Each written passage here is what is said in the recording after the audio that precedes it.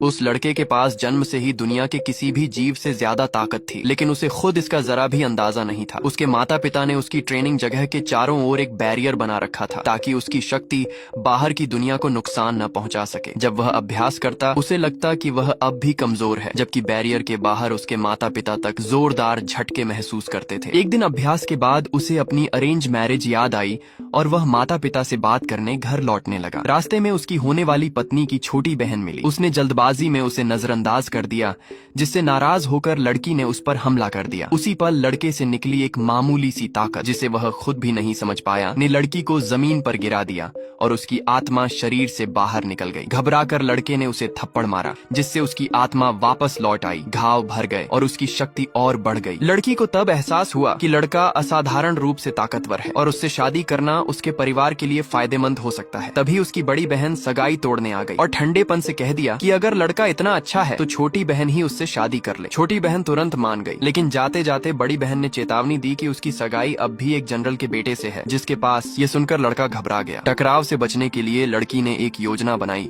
लड़के को प्रेसिडेंट के पास ले जाना। अगर वह प्रेसिडेंट को ठीक कर दे तो शादी आधिकारिक रूप से रद्द हो सकती थी। लेकिन वहां पहुंचने पर पता चला कि प्रेसिडेंट की मौत हो चुकी है। लड़की जानती थी कि लड़का आत्मा को बाहर निकालकर वापस ला सकता है, इसलिए उसने उसे जबरदस्ती अंदर जाने को कहा। उसी समय जनरल का बेटा भी वहां पहुंच गया, लेकिन लड़के से निकली अनजानी ताकत ने उसे दूर फेंक दिया। हालात बिगड़ते देख प्रेसिडेंट की बेटी ने सबको घेर लिया। लड़की ने शांति से कहा कि वे किसी को बचाने आए हैं। संदेह के बावजूद उन्हें अंदर जाने दिया गया। अंत में लड़की ने लड़के से वही तरीका आजमाने को कहा जिससे उसने उसे बचाया था, एक हल्का सा थप्पड़। मजबूरी में लड़के ने प्रेसिडेंट के चेहरे पर थप्पड़ मारा और पूरा कमरा सन्न रह गया।